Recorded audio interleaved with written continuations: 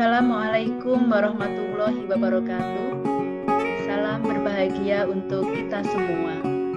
Imam Syafi'i mengatakan, barang siapa tidak mau merasakan pahitnya belajar, ia akan merasakan hinanya kebodohan sepanjang hidupnya. Halo rekan-rekan, mahasiswa yang masih tetap semangat belajar atau yang sedang menyelesaikan tugas akhirnya. Saya yakin kalian adalah mahasiswa yang luar biasa. Bagi rekan-rekan yang baru pertama kali mampir ke channel ini, saya ucapkan selamat bergabung. Bersama saya, di video kali ini, kita akan belajar bersama tentang jenis dan rancangan penelitian. Semoga video ini bermanfaat. Jangan lupa pencet tombol like dan subscribe. Semoga sukses untuk rekan-rekan mahasiswa yang selalu semangat dan inspiratif. Selamat belajar. Rekan-rekan mahasiswa yang berbahagia, kali ini kita akan belajar tentang jenis dan desain penelitian, atau biasa juga disebut rancangan penelitian. Capaian pembelajaran kita setelah menyimak video ini, rekan-rekan mahasiswa diharapkan mampu menjelaskan kembali konsep, jenis, dan rancangan penelitian. Selain itu, rekan-rekan juga diharapkan mampu menentukan jenis dan rancangan penelitian dalam tugas akhir masing-masing.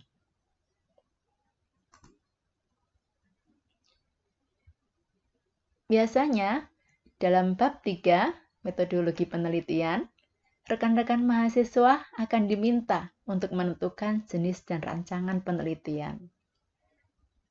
Berdasarkan tujuan penelitian bidang kesehatan, jenis-jenis penelitian dapat dibagi menjadi penelitian deskriptif, yang kedua penelitian survei analitik, ini baik prospektif maupun retrospektif, penelitian eksperimental, dan yang terakhir penelitian eksploratif. Masing-masing jenis penelitian akan kita bahas rancangan atau desain penelitian yang sesuai dengan tujuan penelitian kita. Ada banyak rancangan, sifatnya tidak mutlak, karena sering terjadi tumpang tindih dalam satu penelitian. Misalnya saja, suatu penelitian yang menggabungkan antara penelitian deskriptif dengan penelitian eksploratif. Untuk lebih jelas, kita akan membahas apakah yang disebut dengan rancangan penelitian, bagaimana kita menentukan rancangan-rancangan penelitian kita. Rancangan penelitian. Rancangan penelitian adalah rencana atau struktur dan strategi penelitian yang disusun sedemikian rupa agar memperoleh jawaban permasalahan penelitian kita. Berbeda dengan perumusan masalah, rancangan penelitian akan menanyakan bagaimana kita melakukannya. Masih ingat dalam perumusan masalah?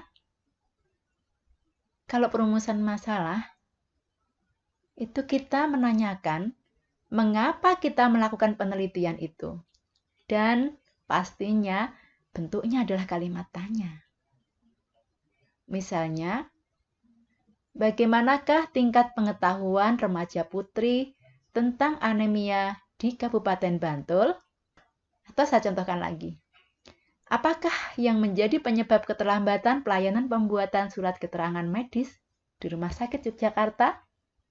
Terus satu lagi nih, saya jelaskan di bidang transfusi darah deh.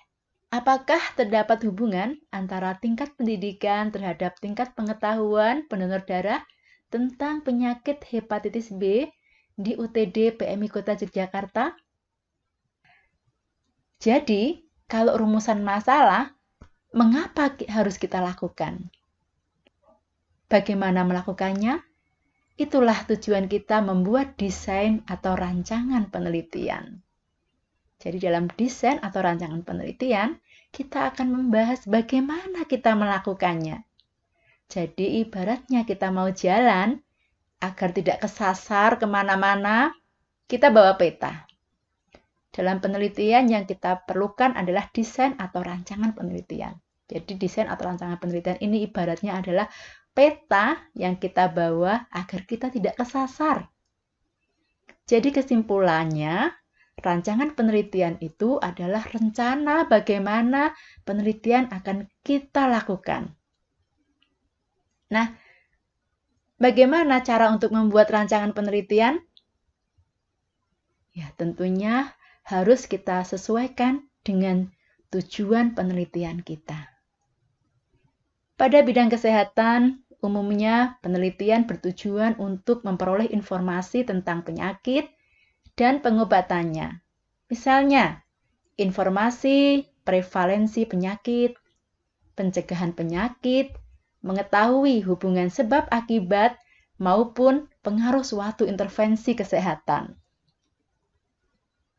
Secara garis besar, rancangan penelitian ada dua, yaitu penelitian kuantitatif dan penelitian kualitatif.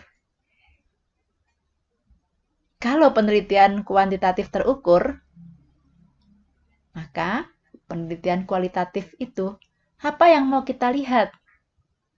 Contohnya, dalam kuantitatif, kita mau mengukur berapa jumlahnya. Kalau kualitatif, kita mau mencatat apa yang mau dilihat, masalah apa yang ada di sana.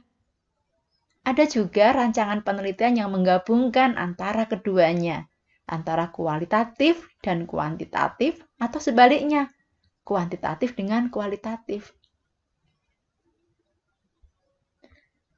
Kuantitatif tujuannya untuk generalisasi dan membutuhkan pengukuran. Desainnya harus fix atau tetap dan dirancang sebelum pengambilan data. Jadi kita harus betul-betul memilih desain penelitian yang akan kita lakukan. Penelitian kuantitatif, variabel didefinisikan dengan jelas secara operasional, sehingga memudahkan peneliti dalam mengambil data. Dan analisis yang kita gunakan adalah analisis statistik, baik yang menggunakan statistik deskriptif maupun statistik inferensial, yang nanti akan kita bahas mendetail dalam analisis data. Dalam penelitian kuantitatif ini, desainnya secara garis besar dibagi menjadi dua. Observasional dan eksperimen. Nantinya akan kita bahas lebih dalam sehingga kalian paham dan memudahkan dalam melakukan penelitian. Rekan-rekan mahasiswa, seperti kita ketahui, secara umum rancangan penelitian kuantitatif yang pertama adalah observasional dan yang kedua adalah eksperimental. Kira-kira bisa tergambarkan nggak ya apa yang akan kita lakukan? Observasional ini, kita akan melakukan observasi atau mengamati. Jadi di sini sama sekali tidak akan melakukan suatu intervensi atau perlakuan atau eksperimen, sama sekali tidak. Sedangkan penelitian eksperimental, kita melakukan percobaan yang bertujuan untuk mengetahui suatu gejala atau pengaruh yang timbul sebagai akibat dari perlakuan tertentu. Percobaan dalam eksperimen berupa intervensi. Dalam observasional sendiri, dibagi menjadi dua, deskriptif dan survei analitik. Sedangkan eksperimen dibagi menjadi tiga, pre-eksperimen, kuasi-eksperimen atau eksperimen semu, kemudian true eksperimen yang 100% eksperimen. Sekarang kita bahas satu-satu dari deskriptif. Deskriptif. Sesuai namanya, rancangan ini hanya mendeskripsikan. Dalam penelitian deskriptif akan membuat gambaran deskripsi tentang suatu keadaan secara objektif. Kemudian, dalam penelitian deskriptif, mampu memecahkan masalah yang sedang dihadapi sekarang. Saya beri contoh, penelitian deskriptif, misalnya ya, kita akan mengambil penelitian tentang tingkat pengetahuan remaja putri tentang anemia di Kabupaten Bantul. Rekan-rekan mahasiswa yang masih tetap bersemangat, selanjutnya untuk rancangan survei analitik, rancangan ini akan menggali bagaimana dan mengapa fenomena terjadi. Kemudian akan dianalisis antara fenomena baik resiko maupun efek. Kalian masih ingat tentang variabel independen dan variabel dependen kan? Nah, karena jenis rancangan penelitian survei analitik ini menganalisis suatu hubungan sebab akibat, perbedaan dan lain-lain. Namun perlu diingat, di sini hanya observasi. Sama sekali tidak ada intervensi. Contohnya, rekan-rekan mahasiswa misalnya akan meneliti hubungan antara pelayanan petugas rekam medis terhadap kepuasan pasien BPJS di Rumah Sakit Yogyakarta. Nah, di sini akan ada menganalisis hubungan sebab akibat di mana variabel independen atau variabel penyebab itu adalah pelayanan petugas rekam medis. Kemudian sebagai akibat atau variabel dependen adalah kepuasan pasien BPJS. Nah, di sini jelas terlihat adanya hubungan sebab akibat. Nanti rekan-rekan mahasiswa akan mengenal dalam jenis rancangan survei analitik ini ada cross-seksional, case control, dan cohort yang akan kita kupas dalam pembahasan tersendiri. Mahasiswa yang berbahagia, berikutnya penelitian eksperimental. Di sini akan dilakukan percobaan yang bertujuan untuk mengetahui suatu gejala atau pengaruh yang timbul sebagai akibat dari perlakuan tertentu. Kalian akan melakukan intervensi atau percobaan. Dalam penelitian eksperimen sering digunakan kontrol. Kemudian dalam penelitian eksperimen akan dibagi menjadi beberapa rancangan atau desain. Ada pra-eksperimen yang banyak disifati oleh deskriptif. Kemudian kuasi eksperimen atau biasa disebut dengan eksperimen semu. Dan true eksperimen atau eksperimen sungguhan.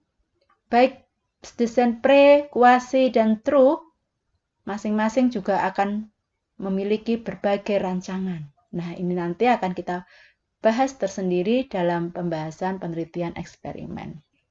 Jadi, rancangan penelitian observasional di sini ada kita bedakan menjadi deskriptif dan analitik. Deskriptif, dalam pembahasan lebih lanjut nanti kita akan membahas satu-satu tentang rancangan apa itu studi kasus, studi perkembangan, survei, studi tindak lanjut, kemudian juga yang analitik nanti kita akan belajar membedakan antara rancangan cross-seksional, case control, dan cohort.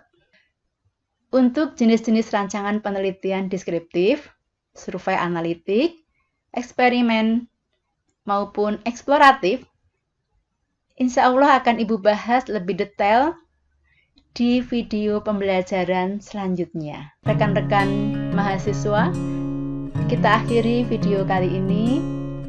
Jangan lupa di-subscribe, jangan lupa diberi like, dan jika dirasa sangat bermanfaat, bisa di-share. Sampai jumpa di video selanjutnya. Semangat wisuda ya. Terima kasih. Assalamualaikum warahmatullahi wabarakatuh.